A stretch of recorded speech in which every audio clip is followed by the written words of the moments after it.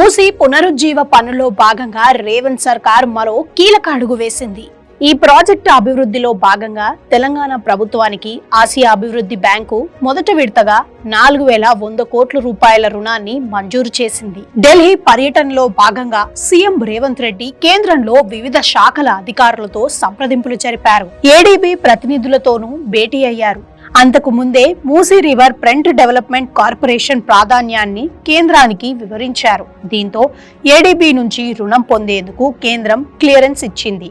ఇక ఏడీబీ ప్రతినిధులతో సీఎం భేటీ జరిగిన 2 రోజుల్లోనే మూసీ రివర్ ఫ్రంట్ అభివృద్ధి కార్పొరేషన్ కి తొలి విడతగా 4100 కోట్ల రుణం మంజూరు చేసింది ఏడీబీ. దీంతో హైదరాబాద్ ను రివర్ సిటీ నగరాల జాబితాలో చేర్చేందుకు మార్గం మరింత సుగమమైంది.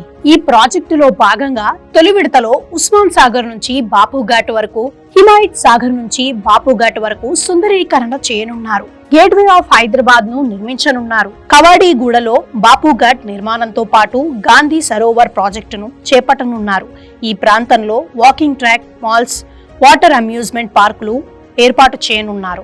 ఇక ఇప్పటికే 250 ఎకరాల రక్షణ శాఖ భూములను రాష్ట్రానికి బదలాయించేలా కేంద్రాన్ని ఒప్పించింది రేవంత్ రెడ్డి ప్రభుత్వం. మొత్తం మీద మూసీ నదికి పునరుజ్జీవం తేవడం ద్వారా హైదరాబాద్ కు కొత్త రూపు తెచ్చేందుకు శరవేగంగా అడుగులు వేస్తుంది రేవంత్ సర్కార్.